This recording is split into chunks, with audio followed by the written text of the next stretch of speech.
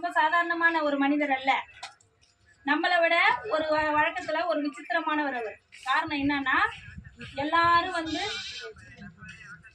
வந்து ஒரு விருந்து வைப்பாங்க. நம்ம வீட்டுல விருந்து வைக்கிறாங்கல்ல, இலை போட்டு விருந்து வைக்கும்போது நாக்குக்கு ருசியா இருக்கும். ஒரு ஓவியர் வந்து ஒரு படம் வரைஞ்சிருந்தாருன்னா அதை பார்க்கும்போது நம்ம கண்ணுக்கு அழகா தெரியும் இல்லையா? நம்ம செவிக்கு இனிமை கொடுக்கக்கூடியது ஒரு பாடல். அந்த பாட்டு வந்து எல்லாரும் பாடுவாங்க, நாமளும் பாடுவோம், நீங்களும் பாடலாம்.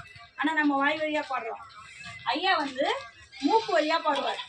சொல்றது புரியுதா?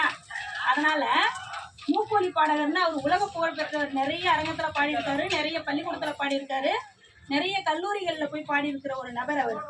அவர் நம்ம ஊரை தேடி உங்களெல்லாம் சந்திக்கணும் அப்படின்ற ஒரு எண்ணத்தில் நம்ம ஊருக்கு வருகை புரிந்திருக்காரு. அவருக்கு வந்து கைத்தட்டி ஒரு உற்சாகமான வரவேற்பு.